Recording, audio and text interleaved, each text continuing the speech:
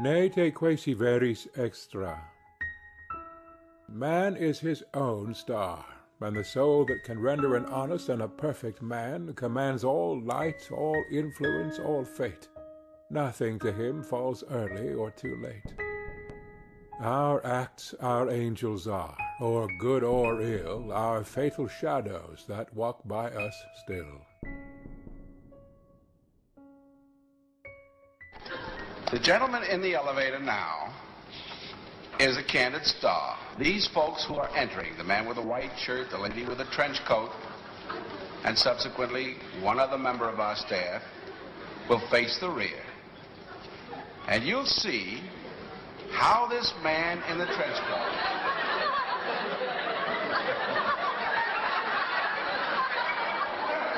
tries to maintain his individuality, but little by little,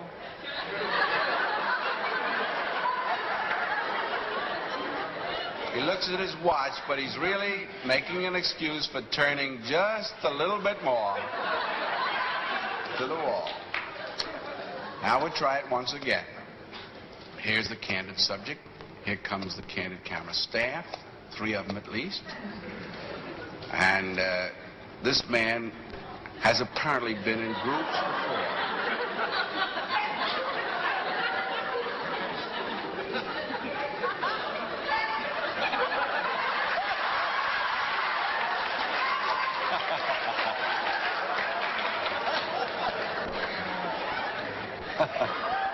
Here's a fella with his hat on in the elevator. First he makes a full turn to the rear, and Charlie closes the door. A moment later, we'll open the door. Everybody's changed positions.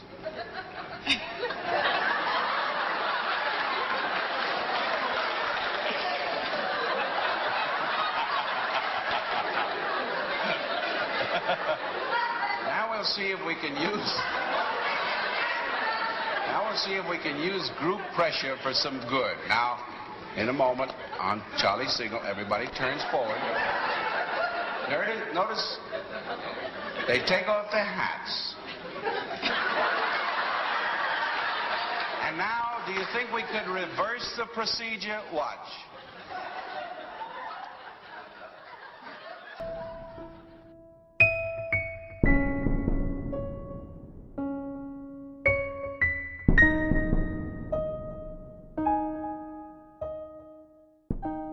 In 1935, in his study of social influences, Sheriff made use of a phenomenon called the autokinetic effect. This is where a stationary point of light in a completely dark room will appear to move. This happens because the eye makes tiny involuntary movements all the time. In a well-lit room with clear reference points, our brain compensates for these involuntary movements so that the world appears stationary. But in a totally dark room, we've got no frame of reference to tell our brain whether it's our eye that moved or the point of light. Sheriff asked individual subjects to estimate how far the point of light moved. When asked individually, the range of answers given was pretty broad. Some consistently reported that the light moved around 6 inches. Others consistently reported that it barely moved at all. But when asked as a group, subjects' answers converged towards an average distance. Subjects rejected the idea that they'd been influenced by the group, but went on in subsequent individual tests to give answers consistently close to their group norm. Sheriff's experiment was criticised for using an ambiguous task. Not knowing for sure how far the light moved, subjects were more prone to change their minds. But what would happen if the task wasn't ambiguous? In the 1950s, Ash addressed this question using very concrete stimuli.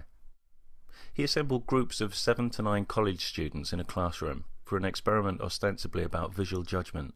He then presented a series of cards like this. Going around the group, participants then had to identify which of the lines on the right matched the line on the left. The twist was that in reality, all the participants except one were confederates of Ash, who'd secretly been instructed to give the wrong answer on 12 out of 18 sets of cards, starting with the 3rd set. Ash tested 123 subjects. In normal circumstances, subjects gave incorrect answers less than 1% of the time.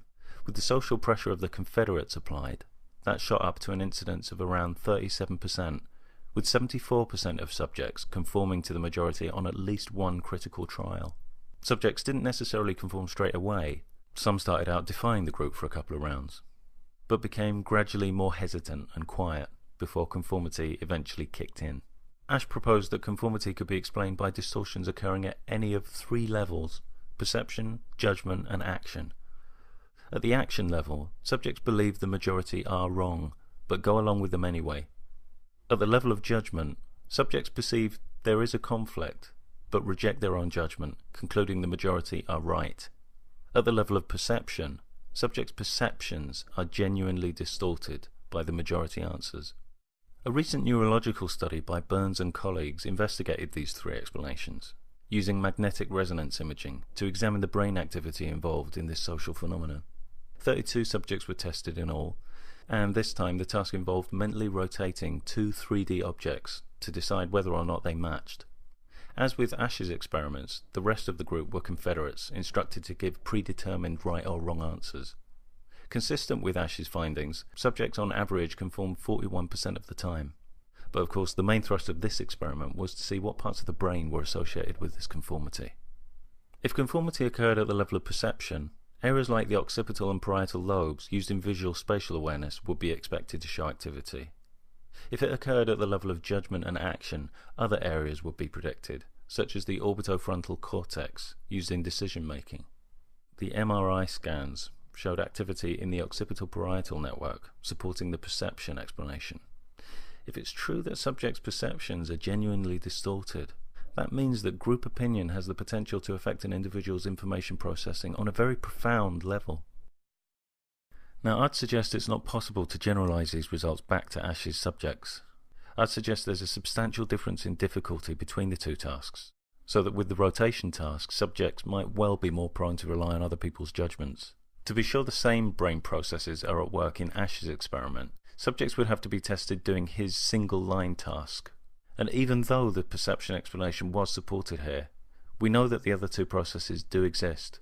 We can all think of instances in our lives when we've knowingly gone along with the majority despite private reservations or preferences. There are loads of human mechanisms that can work for us or against us. Our pattern-seeking behaviours led to all kinds of scientific breakthroughs, where we've correctly identified valid patterns in nature. It's also given rise to all kinds of irrational superstitions, where we've imagined patterns and relationships that have no basis in reality. Clearly, conformity can have its advantages. It can give social life a convenient structure, predictability. It allows us to maintain all sorts of helpful social conventions like queuing, without the hassle of constant challenge and renegotiation. But it begins to work against us when we allow ourselves to be tyrannized by group opinion in areas where group opinion simply shouldn't figure. We can end up distorting huge chunks of our authentic selves for absolutely no good reason. Chunks of autonomy, personal desires and preferences that have no impact on others, valid objections on important issues. It's my contention that we give up a lot more than we know. Pressure to conform is pervasive and insidious. We often feel liberated when we break away from a majority who we realise we've been subscribing to purely because of social pressures to conform. We form minority communities that seem to represent freedom from those pressures. We then find that these minority communities can become rife with exactly the same pressures to conform to them. In a 2007 study into how we assess group opinion, Weaver and colleagues found that hearing an opinion repeated 3 times by the same person in a group had almost exactly the same impact as hearing the same opinion expressed by 3 different people in a group. Weaver argues that we assess an opinion's popularity by how familiar it is to us, how many times we've heard it. And unfortunately, our brains don't always distinguish between an opinion expressed by many individuals and an opinion merely repeated by the same few. We can be self-defeating in our conformity. Say we have a group of people holding opinion X.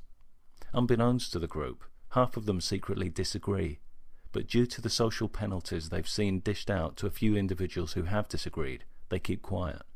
By conforming, we add to the statistics of groups we don't actually belong to, and perpetuate the idea of majorities who may not actually exist.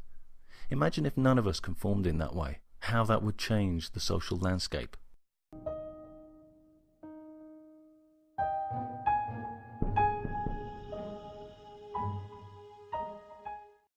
They live a lot along here, and they're not working class people. They are people who dropped out of college because they saw it was stupid. And they're that sort of people. We would call them perhaps beatniks. But you see, the city doesn't like it because they aren't owning the right sort of cars, and therefore the local car salesman isn't doing business through them. They don't have lawns, and so nobody can sell them lawnmowers. They hardly use dishwashers, appliances of that kind. They don't need them. And also they wear blue jeans and things like that, and so the local dress shops feel a bit put out having these people around.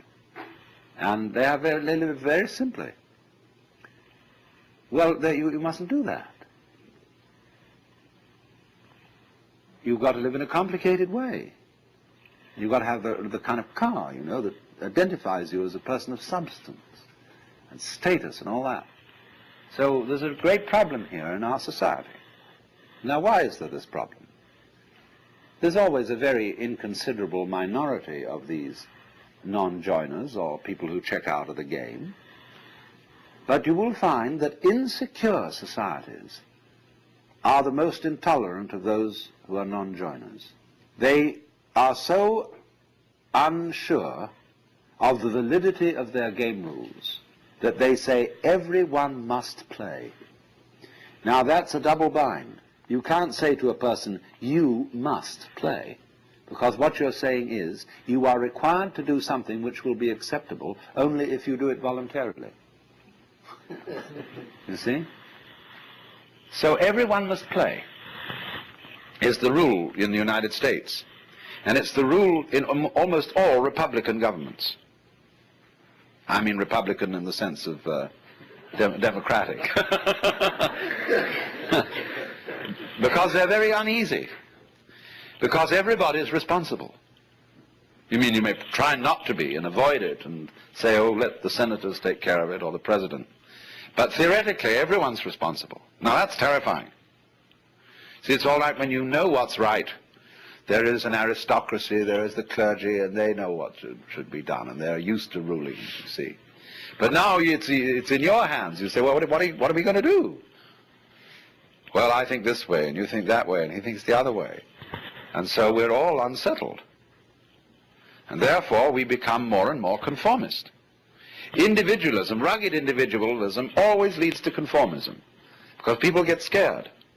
And so they herd together, and compounded with industrial society, mass production, etc. They all wear the same clothes, and they're sensible clothes that don't show the dirt too much. And that kind of society, watch out for it. It turns in a quick click into fascism because of its terror of the outsider. Now, a free and easy society loves outsiders. In fact, it's a little bad for the outsider's integrity, because he becomes the holy man, see? And people make salams and give him food and all that. They really take care of the outsider, because they know that man is doing for us what we haven't got the guts to do. That outsider who lives up there in the mountain is at the highest peak of human evolution. His consciousness is one with the divine. And great, just there is someone like that around. It makes you feel a little better. He has realized, he knows what it's all about. And so we need a number of those people. Even though they don't join our game, they tell us, you see, what you're doing is only a game. It's okay, I'm not going to condemn you, but it is only a game, and we up on that mountaintop are watching you.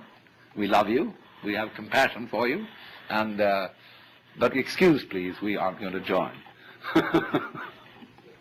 So that gives the community great strength, because it tells the government in no uncertain terms that there's something more than government.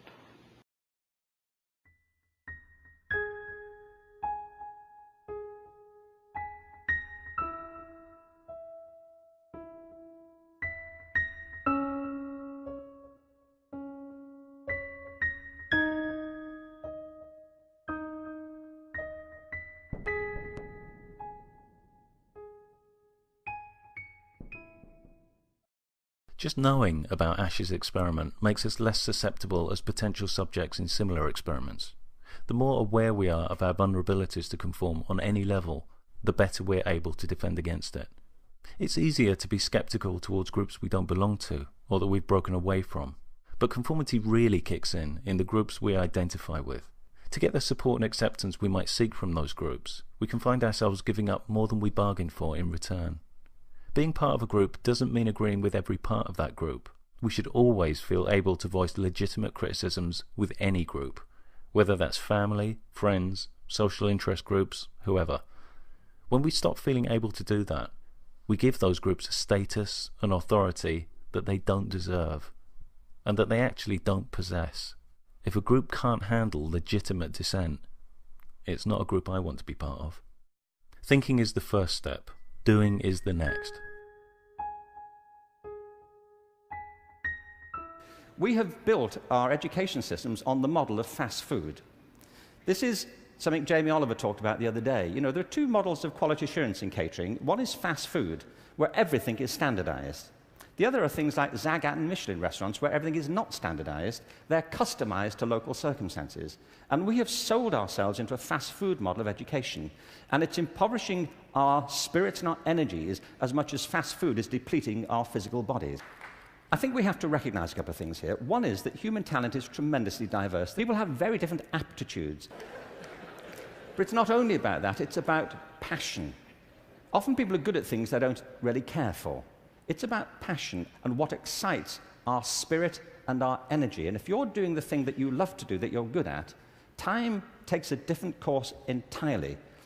And the reason so many people are opting out of education is because it doesn't feed their spirit. It doesn't feed their energy or their passion. So I think we have to change metaphors. We have to go from what is essentially an industrial model of education, a manufacturing model, which is based on linearity and conformity and batching people. We have to move to a model that is based more on principles of agriculture. We have to recognize that human flourishing is not a mechanical process, it's an organic process. And you cannot predict the outcome of human development. All you can do is, like a farmer, is create the conditions under which they will begin to flourish. So when we look at reforming education and transforming it, it isn't like cloning a system. There are great ones, like KIPS. It's a great system. There are many great models. It's about customizing them to your circumstances and personalizing education to the people you're actually teaching. And doing that, I think, is the answer to the future, because it's not about scaling a new solution. It's about creating a movement in education in which people develop their own solutions, but with external support based on a personalized curriculum. Now, in this room, there are people who represent extraordinary resources in business, in multimedia, in the internet. These technologies, combined with extraordinary talents of teachers, provide an opportunity to revolutionize education. And I urge you to get involved in it, because it's vital not just to ourselves, but to the future of our children. But we have to change from the industrial model to an agricultural model where each school can be flourishing tomorrow.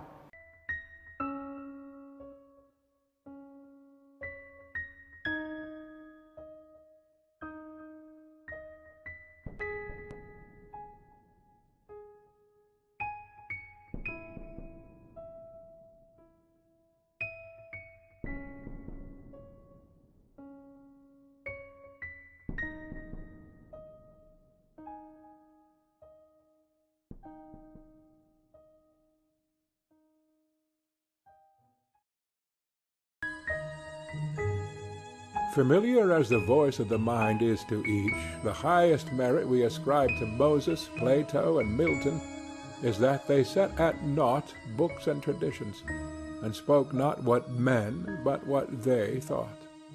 A man should learn to detect and watch that gleam of light which flashes across his mind from within more than the lustre of the firmament of bards and sages.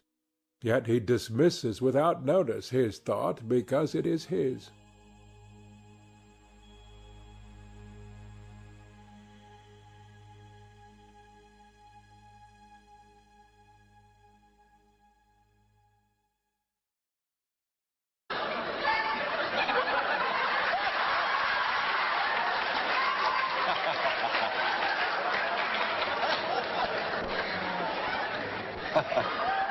Here's a fella with his hat on in the elevator.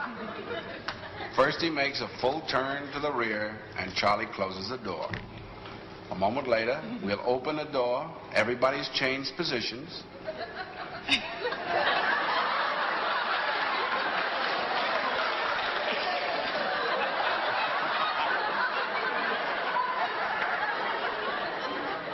He looks at his watch, but he's really making an excuse for turning just a little bit more to the wall. Now we'll try it once again. Here's the candid subject. Here comes the candid camera staff, 3 of them at least. And this man has apparently been in groups before.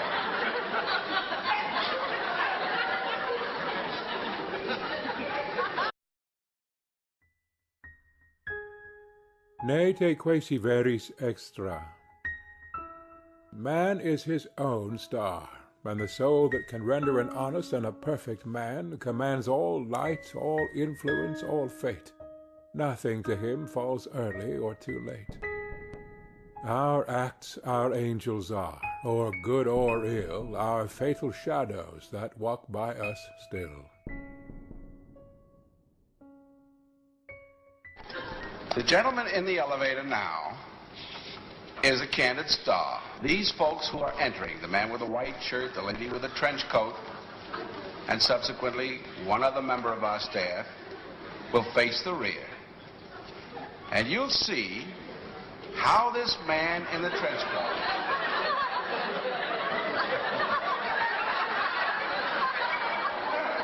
tries to maintain his individuality, but little by little,